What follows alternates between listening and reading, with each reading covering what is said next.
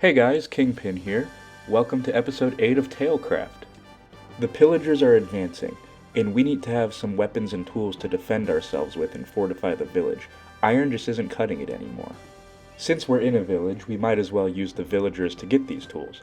So that means we need a toolsmith today. So that's why we're going to upgrade the house for the smithing table, and give him a place to work comfortably. This won't be a copy and paste tutorial. Hopefully you can use my advice here and apply it to any build you want to try. Let's get to it.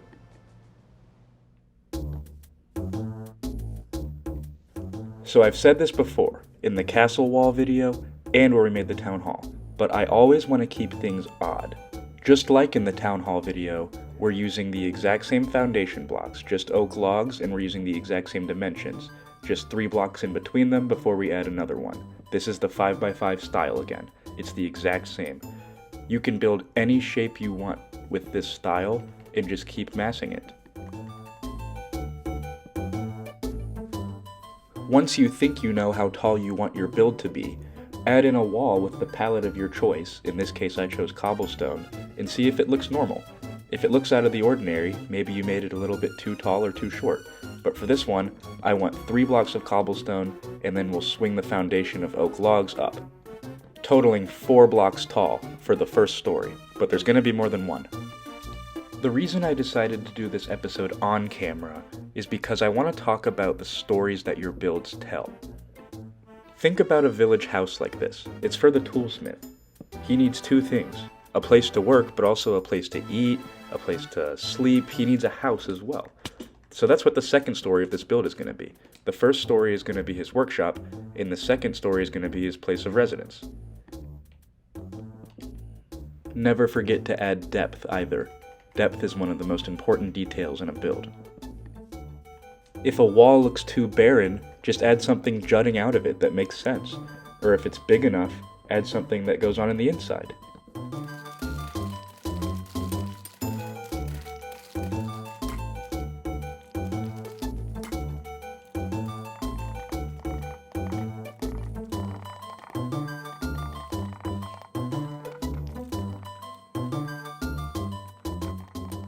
For the outside section where his workstation is, I tried to blend the floor into the grass a little bit.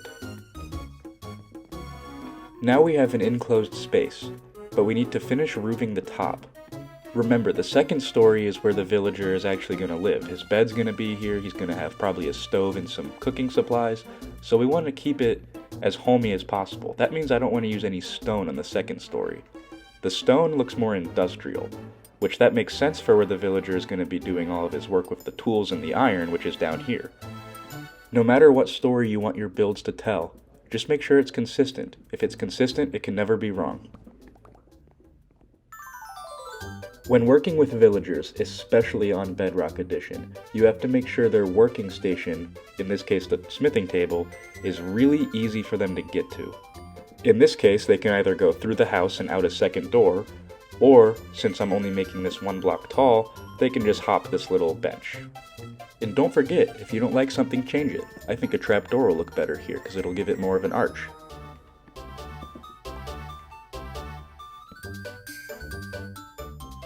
Don't forget, if you're using path blocks, to extend the block down 1, so it looks good when the path block lowers a pixel.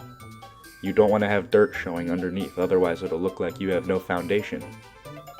And you don't always have to make paths look perfect. If it's an area that's really highly traveled, especially for a toolsmith that might have to bring carts of supplies over of heavy materials, make it incomplete. Paths aren't supposed to look perfect. You can have a build without details, but all you'll have is a build and not a story to tell. If there's one thing you take away from this video, just remember that details are what tell a story in a build, not the size of the build itself. Now time to throw the roof on. Just make sure you choose a similar amount. You don't want to have a tiny foundation and a giant roof. That'll just look weird. Since we already have depth in the build, using these logs that come out a little bit past the foundation, it gives us the blueprints for where we want our roof to be. In my opinion, roofs are probably the hardest part of building, but if it's a strange area such as this villager's little work area, don't be afraid to make some compromises. It doesn't have to be perfect.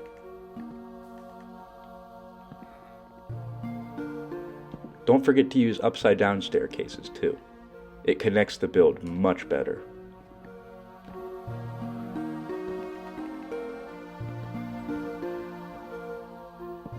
Choose a nice color for the trim of your roof.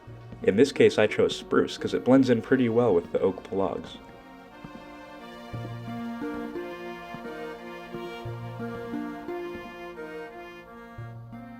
A roof should have 3 points of connection.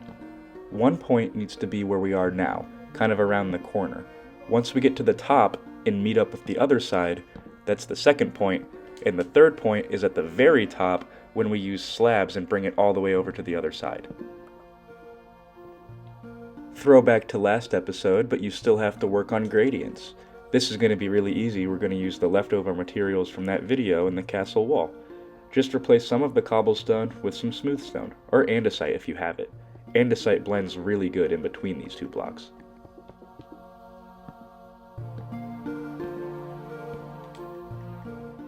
Just like we did with the village town hall, once the foundation of the roof is done and the outline is finished, pick a block, in this case I chose regular oak instead of mangrove, and fill it in. This part's really easy.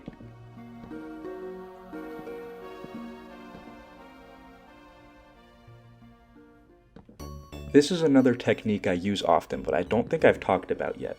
I like to call it block substitution. Look at this giant broad wall we have. Yeah, we're going to have windows, which give a little bit of color, but if there were no windows in this wall, it would just be a giant wall of oak planks, and I don't think that would look really good. So in this case, I chose to use oak planks and stripped oak logs, because they have a very similar color, but the texture is different. See how the oak logs, when they're stripped, are more smooth, as opposed to the rigid oak planks? Since they look similar, we can use them in a pattern, and it'll break it up, since they're slightly different, but look pretty similar. Now for the windows, it'll look nicer on the inside since we used a stair. You won't be able to see this upside down stair on the outside, but the bottom block there was, which you can see from the outside, but not the inside. It'll look good from both directions. Now we're going to substitute again with the exact same blocks, but this will be on a different section of the build, just so it doesn't look like a giant oak wall again. It'll be the same color, but a different texture to break it up. Now for some details. I think a planter on this window will look nice. To blend it in, we'll use some oak fence gates. We're going to use those elsewhere in the build.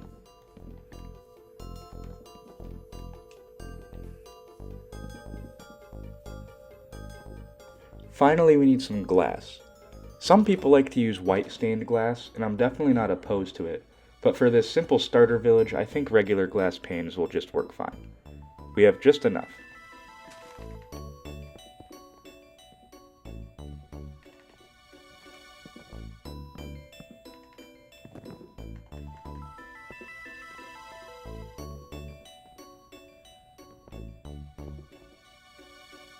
If you're building with wood, a lot of the time you're going to be waiting for your trees to grow, and once they do grow, just finish the build after. You don't have to do every single step at once. I ran out of spruce stairs, and while I was waiting for my trees to grow, that's when I did the glass. Since we built in 5x5 style, we know that these slabs won't go down across our windows. We're getting close to being done.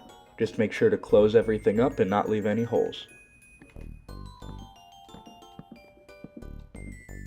Building for me is a simple process. The first step is to make a basic shape. We use the 5x5 style today, but you don't necessarily have to. But first, we make a basic shape that usually ends up being somewhat of a square, and then we come over and make an interesting detail that doesn't necessarily conform to that. In this case, we're making a small little overhang to give the villager some shade when he's working.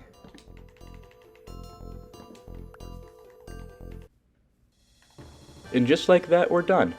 Now we have a toolsmith. We'll level him up later, but I'm really happy with how the build turned out, and I hope you guys are too. We did use a lot of oak wood, but since we broke up the texture, I think it looks nice, and not too overwhelming. The materials we used are basic, but in a good way. There's lots of room in here. Interior decorating is an entire different beast, and we'll be sure to tackle that in a later episode. But for now, we needed a functional build over a pretty one. but the outside always has to be pretty. That's a given.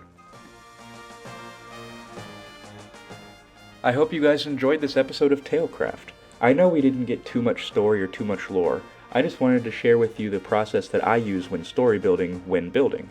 Although we didn't necessarily further the plot of this world today, now you guys know what goes on inside my head when I build. And I hope some of you can use this in your builds, because it really is a nice process.